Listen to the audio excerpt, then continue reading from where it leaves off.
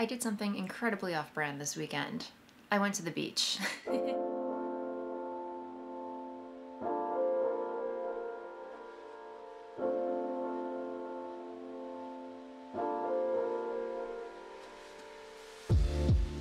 If you've been following this channel for quite some time, you know how much I really just don't enjoy going to the beach that much. Case in point, as you can see, I have the skin of a pasty vampire, and as soon as I step foot onto the beach, I essentially just burn to a crisp, or turn into a lobster. It's a surprise. There's no telling what's gonna happen when I set foot on a beach. But I know my husband Dennis really enjoys going to the beach, so once in a blue moon, I will indulge him.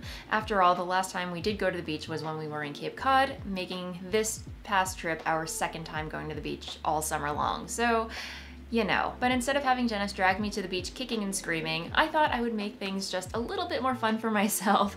Naturally, of course, bring along some knitting, but also why not do some vlogging? So I thought I would revisit a topic that I covered maybe a couple of years ago on this channel, where you asked me what are my tips for knitting on the beach? And that was kind of baked into a regular episode back when I was doing my regular format on this channel, where I would talk about everything and everything in one single episode. This is why I wanted to start doing more themed episodes, addressing questions that I'm frequently asked into one short, pithy episode, so to speak. It makes things easier to find if you have a particular question. So yes, I am harvesting or extracting that topic of knitting on the beach into this episode here. So I hope you guys are excited for that.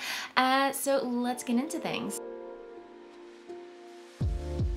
One of the main things that I really dislike about going to the beach is having to cover my entire body in sunblock. It's sticky and I don't know, I just feel really uncomfortable. It's gross. Sunblock on your hands plus knitting, it's not a good combination. So to remedy that, I always bring along wet wipes, or booty wipes as I like to call them, because I don't know, I usually get them in a whole pack and there's a picture of a baby on it. Anyway, who's the baby in this picture? It's me. But when you're knitting on the beach, you really want to make sure that your hands are clean and dry, so when you have the yarn tension through your fingers, it just glides seamlessly through. Because not only are you dealing with sunblock, you're also dealing with ocean water and humidity.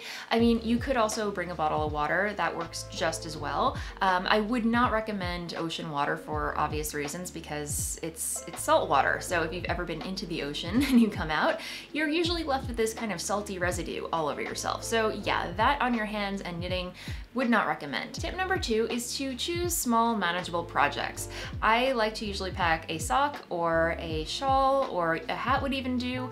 If you pack a sweater or something large, managing the yarn can become cumbersome, and let's face it, you're sitting on a hot beach. You don't want to be sitting there with a blanket on your lap or a schlanket.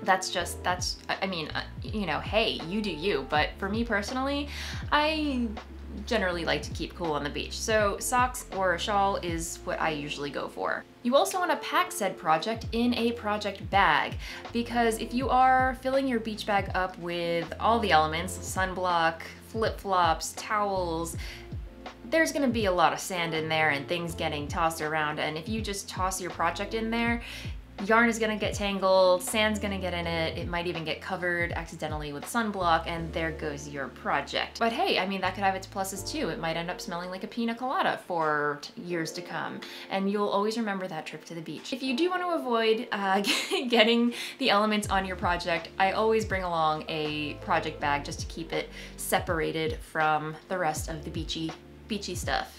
For this next tip, I recommend skipping the mohair. I know mohair is a super popular yarn to work with at the moment. I mean, who doesn't want to add fluff to their projects?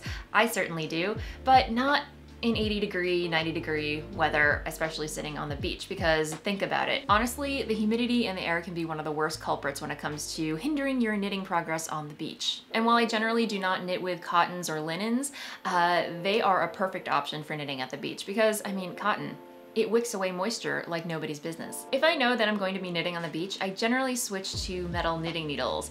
And this is because, if you haven't noticed, wooden knitting needles has a texture to it, as does yarn. So if you slide your stitches along a textured surface, it's going to have a little bit of friction, and it's gonna slow down your progress when it comes to slipping your stitches along, if that makes any sense. Whereas if you have a metal knitting needle, it has a smooth surface, the yarn has nothing to grip on, because as you know, yarn has Oh goodness, it kind of acts like Velcro if you look at it through a microscope. It just has these little fibers that want to cling to things. Toss humidity into the mix. You really want to choose a knitting needle that has a smooth surface. I will say though that this past weekend I brought along my Knitter's Pride carbons, which do have texture but worked surprisingly well. If I had to guess, and I'm not a scientist, but the carbons, while they do have a texture, it's a smooth linear texture, whereas wood has a grain to it, and it's a little bit more sporadic as far as the texture is concerned. So anyway, not a scientist again, but if I had to hypothesize, that is probably why it worked out a little bit better. I think knitters who throw or throwers are really going to appreciate this last tip, because I will admit it does get to a point sometimes where I just cannot continue knitting on the beach because the humidity, or my hands just get so clammy. I know that sounds so gross. I happen to be a flicker and tension the yarn through my fingers, and I will admit it gets to a point where it's so humid out, it's so hot, and my hands just get so clammy that the yarn just stops moving through my fingers. I'm pretty much dead in the water, no pun intended. So when that happens, I switch back to throwing. Again, I think it's great to learn all the different ways to knit, be it throwing, flicking, continental, English, Norwegian, Norwegian purling. I look at them as tools that will help you out in any given situation. So if you are a flicker knitter, try throwing your yarn instead. Yes, it's going to slow down your work, but if you're stuck at the beach, it's the next best thing. All right, my friends, I hope you enjoyed this episode, and I hope you learned a thing or two. Let me know down below what your tips are for knitting at the beach, if you knit at the beach. Do you knit at the beach? And if you're new here and you haven't already, please feel free to like and subscribe down below. I put out 2 videos for your viewing pleasure every week, and if you'd like to support this channel, hop on over to my Patreon page for some fun bonus content. Happy knitting, happy sewing, happy making, and I will see you on the next video. Bye!